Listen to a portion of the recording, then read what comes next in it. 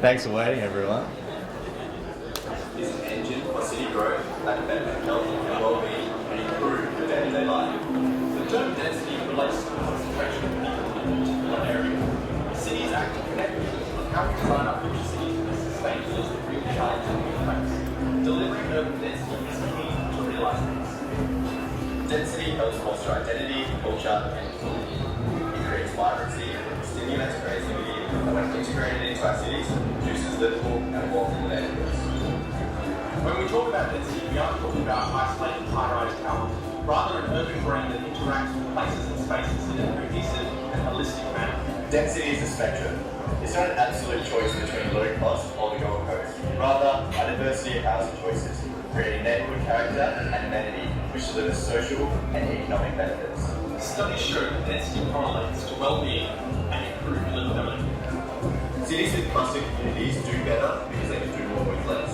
Density relates to everything from sustainability to higher rates of innovation. It is a part of the building blocks of future cities. So what does this all mean? This is Perth Urbanist's top 5 benefits of density.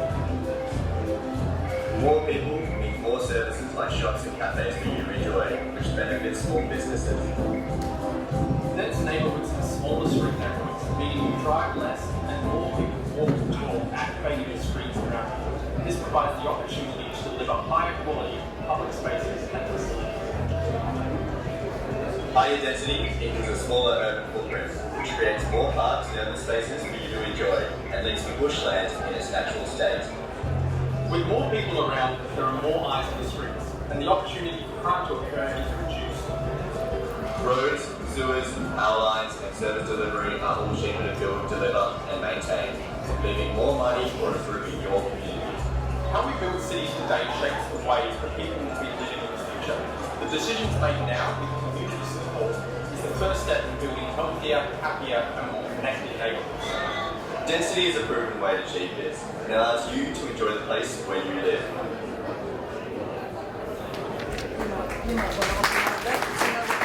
Yeah. Thanks.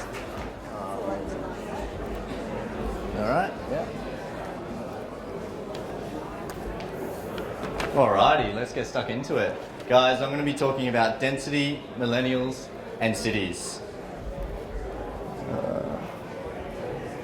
So here we go. Here's the top 5 benefits of density. Sounds great, right? Sounds brilliant.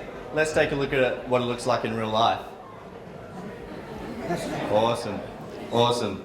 Looks brilliant, right? Maybe not. Here we have the Commons in Melbourne. So this is a sustainable development that was built with a tropical bottom line in mind. That comes down to sustainable development, financial viability, and growth. Basically, this apartment has no car parking and has a rooftop garden. This just goes to show that not all density is created equal. So that's 2 very different types of density. This is the topic that's going to continue to evolve and grow for decades to come. On the one hand, you have people promoting high-rise developments, and these people are saying this is going to create affordable housing and you know, jobs and growth and everything. And then on the other hand, you have people talking about a more consolidated type of density, which has different land uses and uses a little bit more space. In the end, it's all about finding the right fit.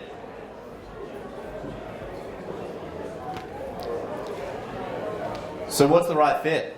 Let's look at it in context. In the case of Bayswater, you've got a train station, you've got the future Forestfield Airport link.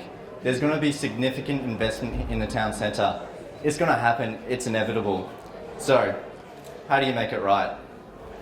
You need to look forward, you need to look towards transit-oriented development, or TODs.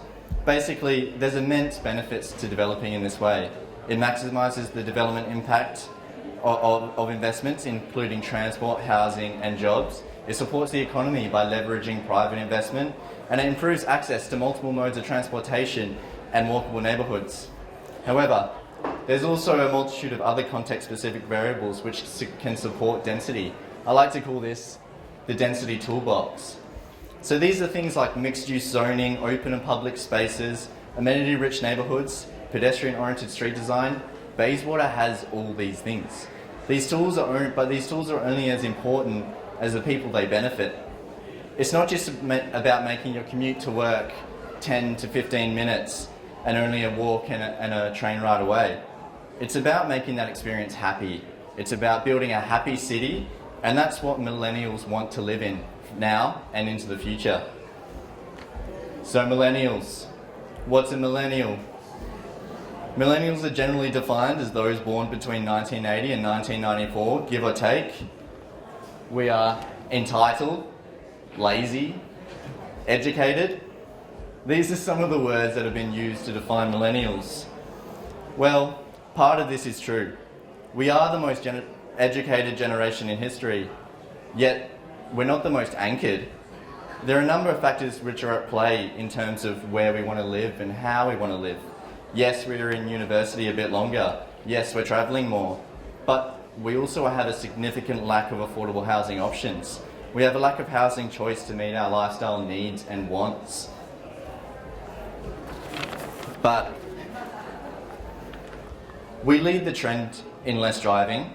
We drive about 20% less than our parents. We're socially aware. We're environmentally conscious.